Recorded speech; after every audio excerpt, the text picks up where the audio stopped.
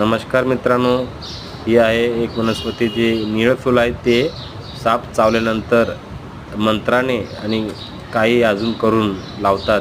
त्याने सापाचा जे विष आहे वितरतो आणि हे लॉकडाऊनमध्ये लावलेला पपईचं झाड आहे. आज फळं देखील लागलेले आहेत. इथं बाजूला मी छोटंसं एक बाग केलेला आहे. त्या बागामध्ये मी वेगवेगळ्या प्रकारचे झाड लावतोय.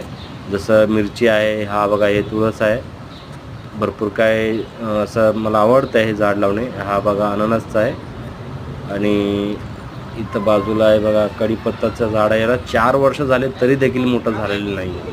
खूप स्लोनी मोठं होतं आहे. हे आहेत मिरचीचे झाडं आणि इथं बाजूला वांग्याचे झाडं लावलेले आहेत आणि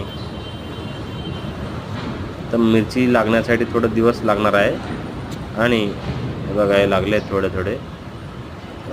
तुम्हाला जर व्हिडिओ आवडला असतील तर लाईक, शेअर, कमेंट करा. बस थँक्यू आणि असंच बघत राहा.